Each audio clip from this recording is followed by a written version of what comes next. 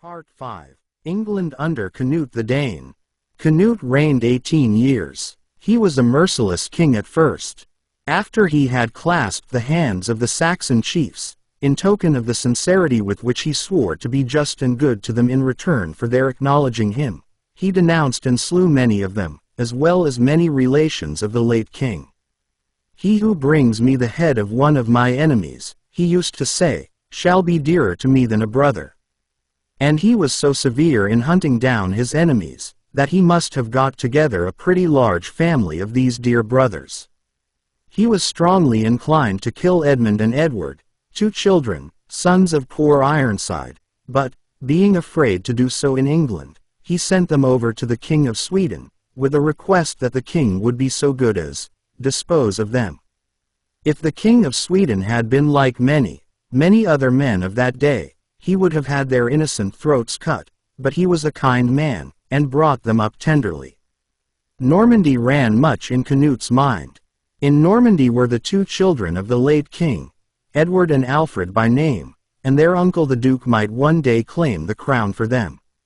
But the Duke showed so little inclination to do so now, that he proposed to Canute to marry his sister, the widow of the Unready, who, being but a showy flower, and caring for nothing so much as becoming a queen again, left her children and was wedded to him.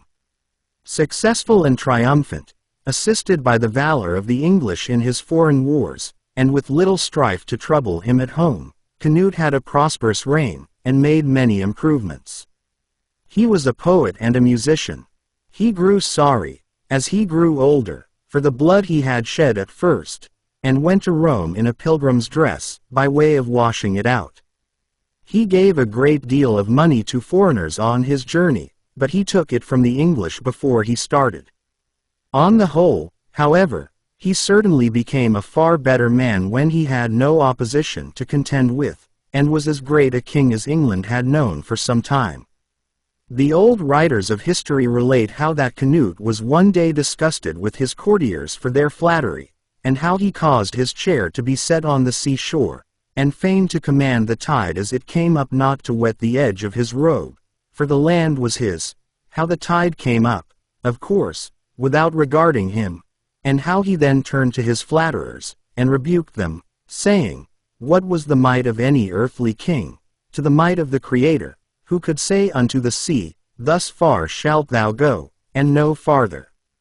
We may learn from this, I think, that a little sense will go a long way in a king, and that courtiers are not easily cured of flattery, nor kings of a liking for it. If the courtiers of Canute had not known, long before, that the king was fond of flattery, they would have known better than to offer it in such large doses.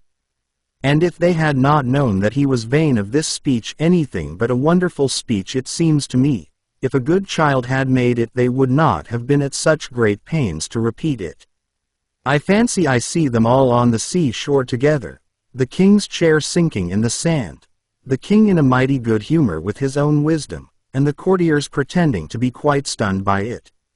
It is not the sea alone that is bidden to go, thus far, and no farther. The great command goes forth to all the kings upon the earth, and went to Canute in the year 1035, and stretched him dead upon his bed. Beside it stood his Norman wife. Perhaps, as the king looked his last upon her, he, who had so often thought distrustfully of Normandy, long ago, thought once more of the two exiled princes in their uncle's court, and of the little favor they could feel for either Danes or Saxons, and of a rising cloud in Normandy that slowly moved towards England. Part 6. England under Harold Harefoot, Hardicanute, and Edward the Confessor. Canute left 3 sons, by name Sweyn, Harold, and Hardicanute, but his queen, Emma, once the flower of Normandy, was the mother of only Hardicanute. Canute had wished his dominions to be divided between the 3, and had wished Harold to have England, but the Saxon people in the south of England, headed by a nobleman with great possessions, called the powerful Earl Godwin, who is said to have been originally a poor cowboy, opposed this, and desired to have, instead, either Hardicanute, or one of the 2 exiled princes who were over in Normandy. It seemed so certain that there would be more bloodshed to settle this dispute, that many people left their homes, and took refuge in the woods and swamps. Happily, however, it was agreed to refer the whole question to a great meeting at Oxford, which decided that Harold should have all the country north of the Thames, with London for his capital city, and that Hardicanute should have all the south.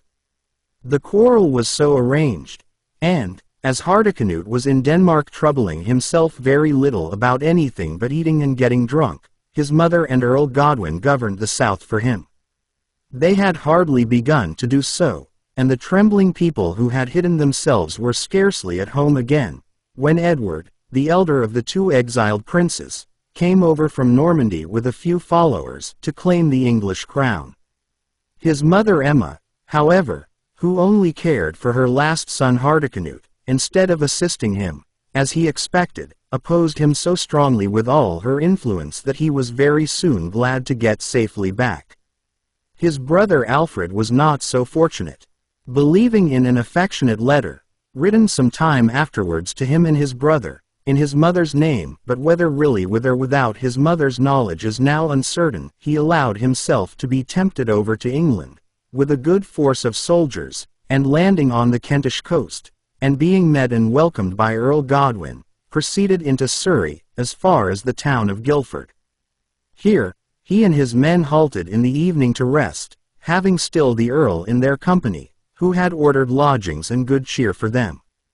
But, in the dead of the night, when they were off their guard, being divided into small parties sleeping soundly after a long march and a plentiful supper in different houses, they were set upon by the king's troops, and taken prisoners. Next morning they were drawn out in a line, to the number of 600 men, and were barbarously tortured and killed, with the exception of every 10th man, who was sold into slavery. As to the wretched Prince Alfred, he was stripped naked, tied to a horse and sent away into the Isle of Ely, where his eyes were torn out of his head, and where in a few days he miserably died. I am not sure that the Earl had wilfully entrapped him, but I suspect it strongly. Harold was now king all over England, though it is doubtful whether the Archbishop of Canterbury, the greater part of the priests were Saxons, and not friendly to the Danes, ever consented to crown him. Crowned or uncrowned, with the Archbishop's leave or without it, he was king for 4 years, after which short reign he died, and was buried, having never done much in life but go a-hunting. He was such a fast runner at this, his favorite sport, that the people called him Harold Harefoot. Hardicanute was then at Bruges, in Flanders, plotting, with his mother, who had gone over there after the cruel murder of Prince Alfred, for the invasion of England. The Danes and Saxons, finding themselves without a king, and dreading new disputes, made common cause, and joined in inviting him to occupy the throne. He consented, and soon troubled them enough, for he brought over numbers of Danes, and taxed the people so insupportably to enrich those greedy favorites that there were many insurrections, especially one at Worcester, where the citizens rose and killed his tax collectors, in revenge for which he burned their city.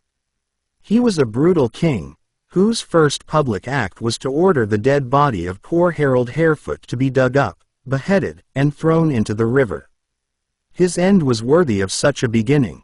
He fell down drunk, with a goblet of wine in his hand, at a wedding feast at Lambeth, given in honor of the marriage of his standard-bearer, a Dane named Tode the Proud. And he never spoke again.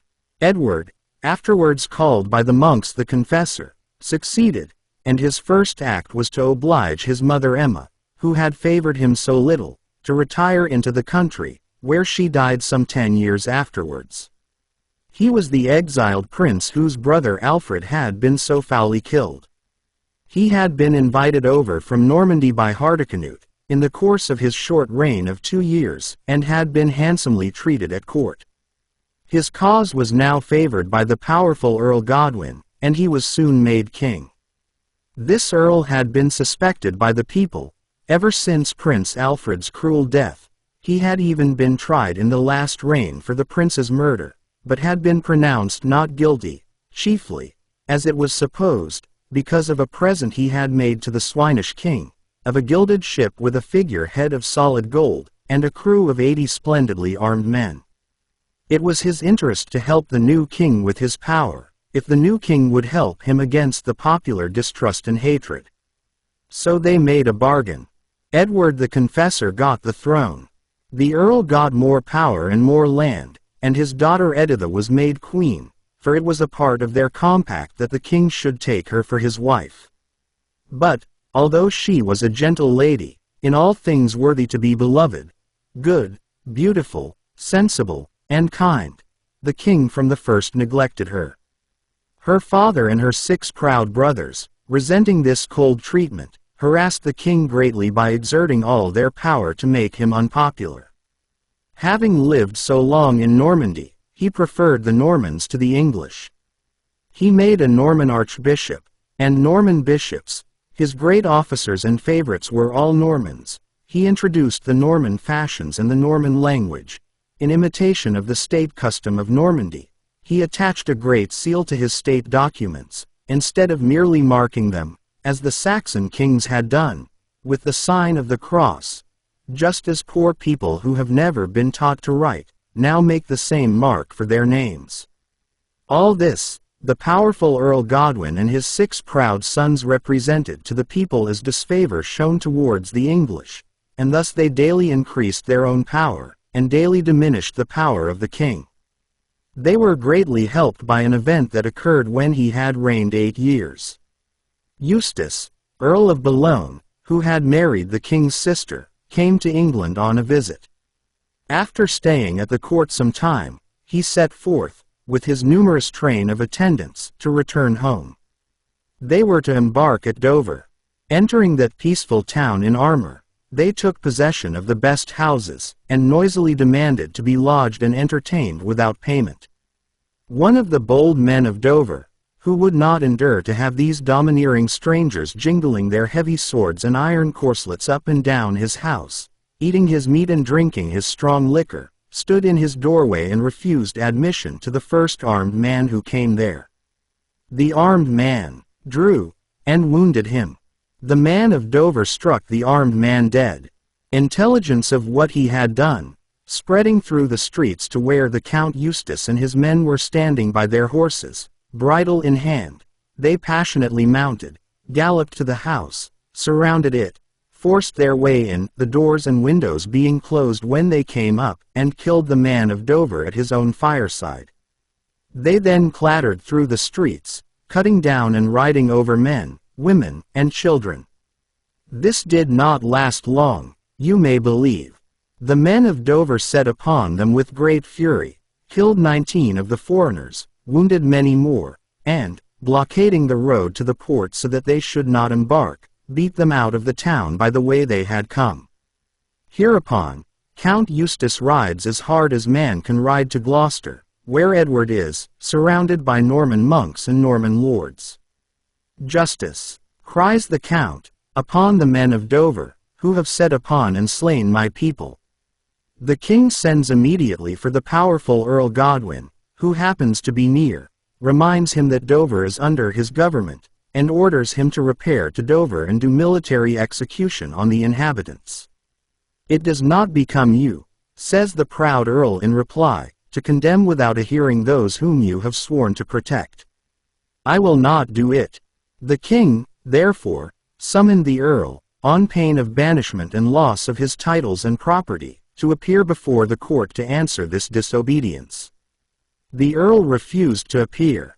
He, his eldest son Harold, and his second son Sweyn, hastily raised as many fighting men as their utmost power could collect, and demanded to have Count Eustace and his followers surrendered to the justice of the country. The king, in his turn, refused to give them up, and raised a strong force. After some treaty and delay, the troops of the great earl and his sons began to fall off. The earl, with a part of his family and abundance of treasure, sailed to Flanders. Harold escaped to Ireland, and the power of the great family was for that time gone in England. But, the people did not forget them. Then, Edward the Confessor, with the true meanness of a mean spirit, visited his dislike of the once powerful father and sons upon the helpless daughter and sister, his unoffending wife, whom all who saw her, her husband and his monks accepted, loved. He seized rapaciously upon her fortune and her jewels, and allowing her only one attendant, confined her in a gloomy convent, of which a sister of his, no doubt an unpleasant lady after his own heart, was abbess or jailer. Having got Earl Godwin and his 6 sons well out of his way, the king favored the Normans more than ever. He invited over William, Duke of Normandy, the son of that duke who had received him and his murdered brother long ago, and of a peasant girl, a tanner's daughter, with whom that duke had fallen in love for her beauty as he saw her washing clothes in a brook. William, who was a great warrior, with a passion for fine horses, dogs, and arms, accepted the invitation, and the Normans in England, finding themselves more numerous than ever when he arrived with his retinue, and held in still greater honor at court than before, became more and more haughty towards the people, and were more and more disliked by them. The old Earl Godwin, though he was abroad, knew well how the people felt, for, with part of the treasure he had carried away with him, he kept spies and agents in his pay all over England. Accordingly, he thought the time was come for fitting out a great expedition against the Norman-loving king. With it, he sailed to the Isle of Wight, where he was joined by his son Harold, the most gallant and brave of all his family. And so the father and son came sailing up the Thames to Southwark, great numbers of the people declaring for them, and shouting for the English Earl and the English Herald, against the Norman favorites. The king was at first as blind and stubborn as kings usually have been whensoever they have been in the hands of monks. But the people rallied so thickly round the old earl and his son, and the old earl was so steady in demanding without bloodshed the restoration of himself and his family to their rights, that at last the court took the alarm. The Norman Archbishop of Canterbury, and the Norman Bishop of London, surrounded by their retainers, fought their way out of London, and escaped from Essex to France in a fishing boat. The other Norman favorites dispersed in all directions. The old earl and his sons, except Sweyn, who had committed crimes against the law, were restored to their possessions and dignities. Editha, the virtuous and lovely queen of the insensible king, was triumphantly released from her prison, the convent, and once more sat in her chair of state, arrayed in the jewels of which, when she had no champion to support her rights, her cold-blooded husband had deprived her. The old Earl Godwin did not long enjoy his restored fortune. He fell down in a fit at the king's table, and died upon the 3rd day afterwards. Harold succeeded to his power, and to a far higher place in the attachment of the people than his father had ever held. By his valor he subdued the king's enemies in many bloody fights. He was vigorous against rebels in Scotland. This was the time when Macbeth slew Duncan, upon which event our English Shakespeare, hundreds of years afterwards, wrote his great tragedy, and he killed the restless Welsh King Griffith, and brought his head to England. What Harold was doing at sea, when he was driven on the French coast by a tempest, is not at all certain, nor does it at all matter. That his ship was forced by a storm on that shore, and that he was taken prisoner, there is no doubt. In those barbarous days, all shipwrecked strangers were taken prisoners, and obliged to pay ransom. So, a certain Count Guy, who was the lord of Ponthieu where Harold's disaster happened, seized him, instead of relieving him like a hospitable and Christian lord as he ought to have done, and expected to make a very good thing of it. But Harold sent off immediately to Duke William of Normandy, complaining of this treatment, and the Duke no sooner heard of it than he ordered Harold to be escorted to the ancient town of Rouen, where he then was, and where he received him as an honored guest. Now, some writers tell us that Edward the Confessor, who was by this time old and had no children, had made a will, appointing Duke William of Normandy his successor, and had informed the Duke of his having done so. There is no doubt that he was anxious about his successor, because he had even invited over, from abroad, Edward the Outlaw, a son of Ironside, who had come to England with his wife and 3 children, but whom the king had strangely refused to see when he did come, and who had died in London suddenly. Princes were terribly liable to sudden death in those days, and had been buried in St. Paul's Cathedral. The king might possibly have made such a will, or, having always been fond of the Normans, he might have encouraged Norman William to aspire to the English crown, by something that he said to him when he was staying at the English court. But, certainly William did now aspire to it, and knowing that Harold would be a powerful rival, he called together a great assembly of his nobles, offered Harold his daughter Adele in marriage, informed him that he meant on King Edward's death to claim the English crown as his own inheritance, and required Harold then and there to swear to aid him. Harold, being in the Duke's power, took this oath upon the missal, or prayer book. It is a good example of the superstitions of the monks, that this missal, instead of being placed upon a table, was placed upon a tub, which, when Harold had sworn, was uncovered, and shown to be full of dead men's bones, as the monks pretended, of saints. This was supposed to make Harold's oath a great deal more impressive and binding. As if the great name of the Creator of heaven and earth could be made more solemn by a knuckle bone, or a double tooth, or a finger nail, of Dunstan. Within a week or two after Harold's return to England, the dreary old confessor was found to be dying. After wandering in his mind like a very weak old man, he died. As he had put himself entirely in the hands of the monks when he was alive, they praised him lustily when he was dead.